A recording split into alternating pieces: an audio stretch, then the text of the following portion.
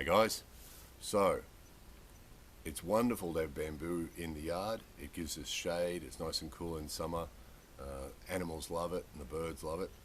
However, if you don't cut it back now and again, it will take over. Time to trim back some bamboo before I go to work.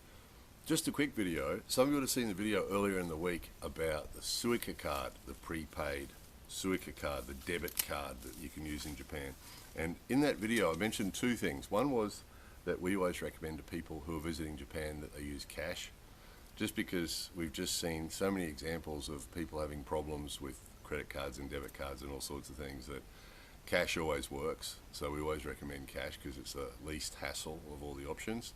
The other thing I mentioned briefly was that the Japanese government has been trying to make Japan paperless, and that trying to do away with the cash altogether and use all sorts of alternatives, charge systems, things like that. So interestingly, within 24 hours of that video, the system, the network that connects all the banks in Japan together so they can do direct debits, so they can do money exchanges between them, transfers, money transfers, bank transfers, that system collapsed, or they tried to do some updates on it or something like that, and it caused some big glitch.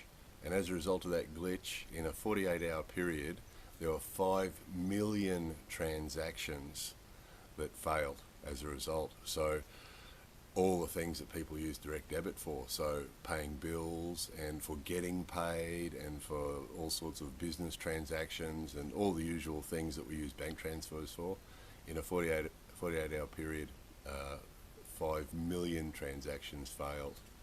So a huge problem. So it was just interesting that, we're just talking about that.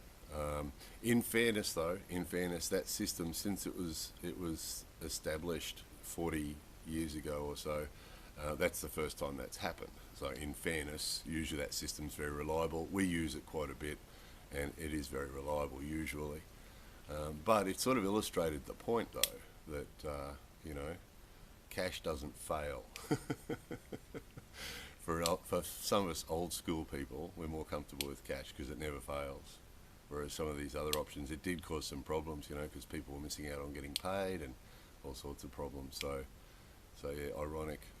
So anyway, there was that. Apparently it's all right now, and I would imagine that having that happened once, they'll make sure that doesn't happen again. So that should help guarantee that system's reliable for another 40 years. But in the meantime, we recommend using cash because it's always less hassle.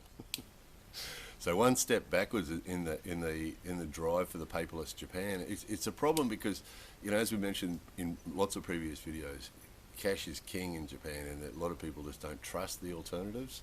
And so you can imagine, even though that system's been reliable for 40 odd years, and it is a very good system, we trust it, it is a good system, but you can imagine the damage that's done to the image, and there'll be a lot of people who would have had doubts or been uncertain about it before who'll be dead set against it now. So it's a bad blow for the drive for the paperless society and the cashless society.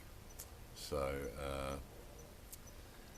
yeah, it's a bit of a step backwards, but no doubt, eventually they'll win. Eventually there will be no cash, but can't imagine that happening in the next 10 or 20 years in Japan, but we shall see.